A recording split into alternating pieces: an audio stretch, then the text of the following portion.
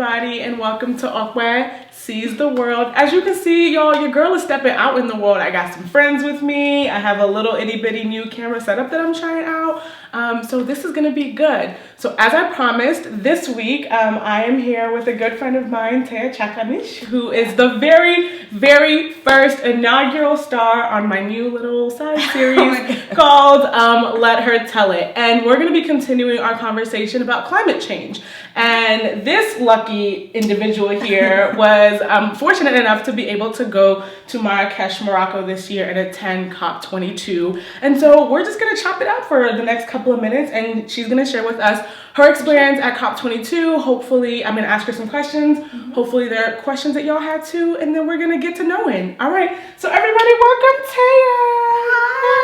All right, so first of all, Tea, start by, just a quick little introduction about yourself. Where you from? What do you like? How'd you do your hair? The important things. I can't give up all the secrets. All the secrets, all right. This I'm keeping to myself. So my name is Tea Cakarmis. I was born in Belgrade, Serbia, and that's where I lived all my life.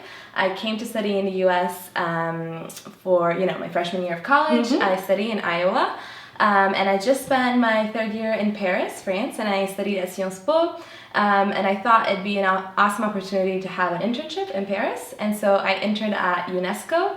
And I worked for a small delegation of the Palauan Nation, which is a small nation in Micronesia. And so we focused a lot on climate change. So I'm super excited to tell you about it. That was so, oh my God, it's almost like you've done this before. All right. The elevator pitch, I practiced. So I guess let's start by talking about, all right, so you're in Paris. So you start off in Serbia, you end up in Iowa, and then you're in Paris, and then how do you end up in Morocco? And not only in Morocco, but in Morocco for COP22. So just give us a lowdown on that. I feel like it's like usually with these things, it was just a lot of it was luck, honestly. So I was in Paris when the Paris agreements were signed. I got interested in climate, but more so law and refugee law when it comes to climate, because that's not something that's worked out. Yeah, that necessarily people relate as important. Yeah, exactly. And so, and I thought that, the best way to really work on it would be to work for a delegation that's really at the forefront of the struggle. And when you look at it, the plight of Pacific small island nations is the worst in the world. And, for them, it's not a discussion of what might happen in 50 years. It's not what's happening right now. And it's sort of like, why don't we have seawalls at this very moment? Why is it that I can't farm anymore and I used to, right? So so when we talk about mitigation and adaptation, it just takes it's on a whole other level in island nations. And so and I thought it would be really fun to sort of see how one uses diplomacy when somebody doesn't really have a lot of sort of political leverage in the international community.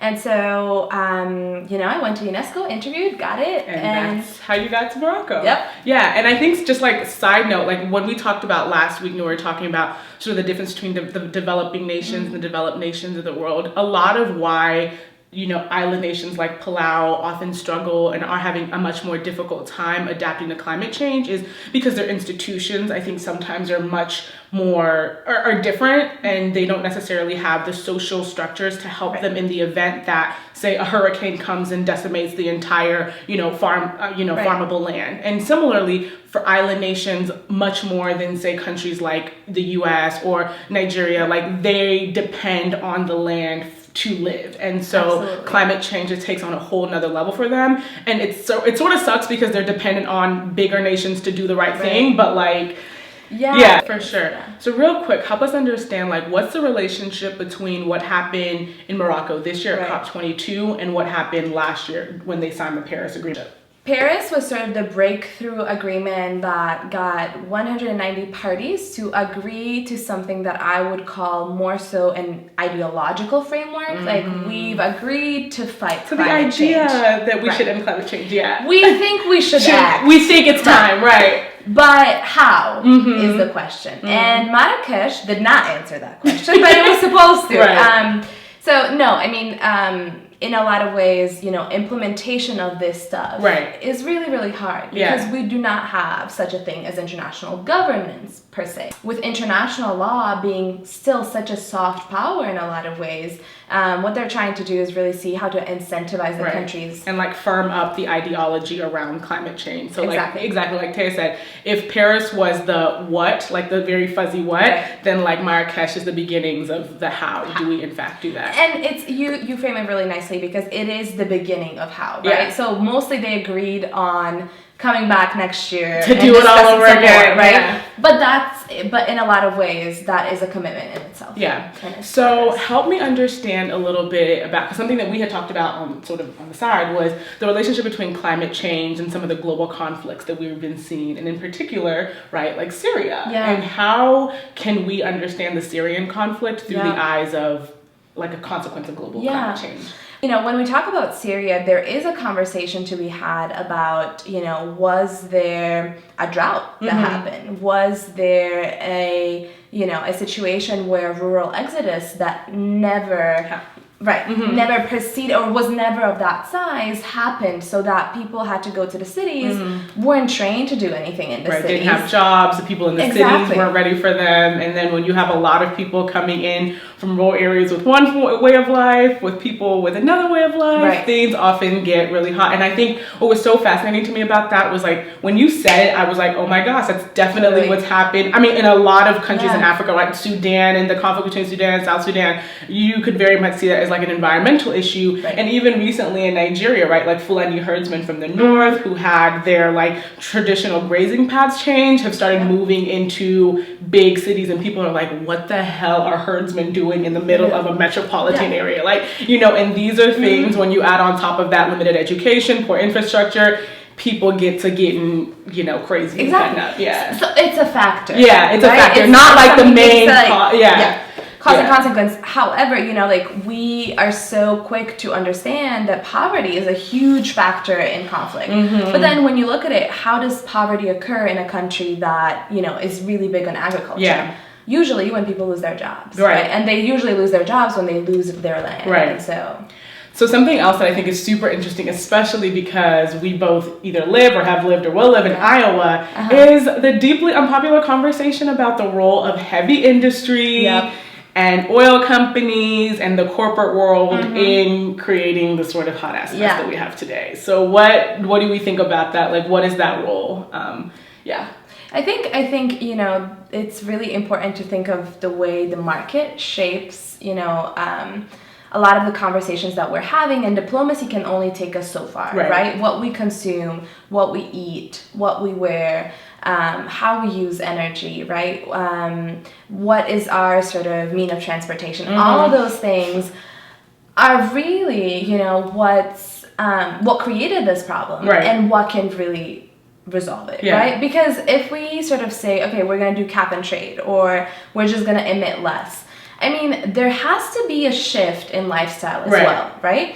There are certain people that benefit quite a bit from the status quo. And so, we'll have all of these revelations where we'll find out that people actually knew about climate change decades ago.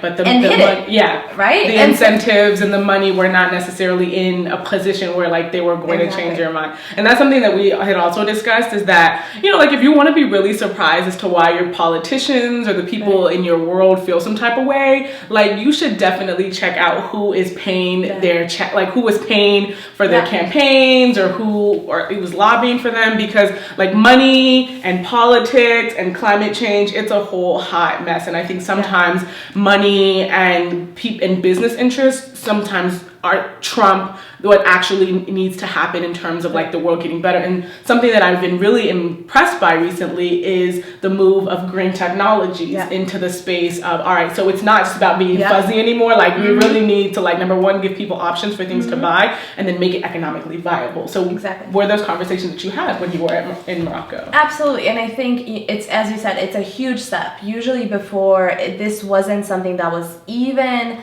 in the spectrum of what a diplomat would discuss, right? It was just private and public sector were just two separate things. But today we're seeing a lot more of like sort of, conversations in right, between. and like bringing people into the conversation, right? Exactly. Yeah, and so Bill Gates was in Paris and he pledged $30 million as part of the Green Fund. And so that's a whole lot of money. That's more money than I have. That's a lot, and it's only a part of it. Right. It's only just like to incentivize everyone else. Yeah. I'm hoping the figure is correct.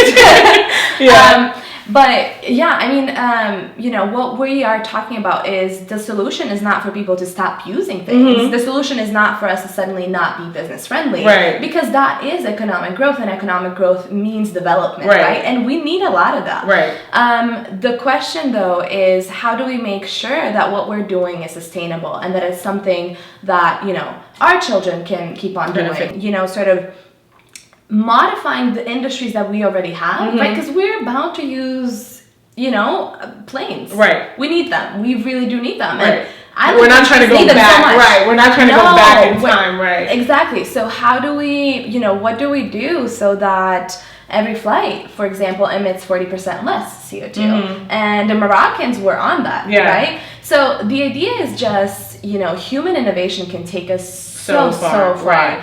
But there has to be an incentive for the new technology to be created, right? And I think that that's what's really powerful, because if we remain with the status quo, again, that there's no need, that there's no idea for people to move forward, or just say like, hey, is there a way that we can farm smarter, grow healthier crops, travel smarter, right? And efficiency. Efficiency. It's a beautiful thing. It is. Yeah. So I guess my last two questions was, what role, okay, so you were telling me about the new movie that just came out, Moana. Was it Moana? Yeah. Okay, so what was that? What does that have to do with this whole conversation around climate change? And so we were, really, really lucky to form a partnership with Disney France, who are launching their new project called Oceans by Disney.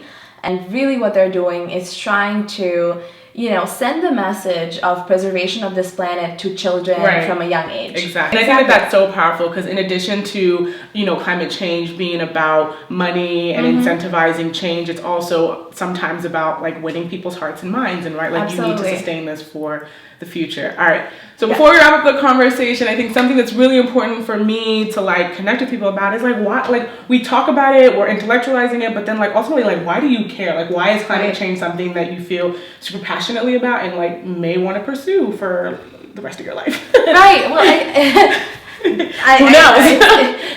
It's the question. And there are just so many reasons. But I think for one, it's understanding that it is happening. Yeah.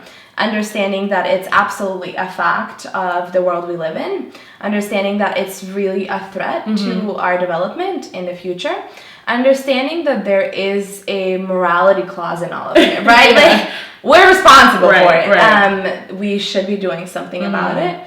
But then also understanding the opportunity, the many ways that we can be acting, right? And this is not to be a dooming message. And Paris, I think in a lot of ways generated sort of this very enthusiastic movement, because they were guys, there's so many ways in which you can act. Yeah. Exactly. Somebody who's in international relations, I think it's going to be something that could potentially, lead to a lot of sort of, even if we don't talk about extreme weather, right? We were talking about droughts, and it could lead to conflict, and could lead to sort of borders changing. And so for me, as you said, academically, it's really interesting, but also on a human level, it's the thing that's shaping, our understanding of today. Right.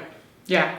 So on that note, I just wanted to say thank you to Tea for coming through and talking about climate change, which is one of those things that it can be very easy to become overwhelmed, and it can seem like, okay, this is going to matter 10, 15, 30 years down the line. But we're already seeing a lot of the effects now. And so I'm going to link some resources below that you all can use to get educated, and comment below, or just let me know if there are other things that you would like us to discuss. But in the meantime, in between time, y'all show some love to my girl Tea. Thanks so much for coming. She's so cute. And I appreciate it, and I will see y'all later. And thanks for watching Aqua Sees the World. Bye, y'all.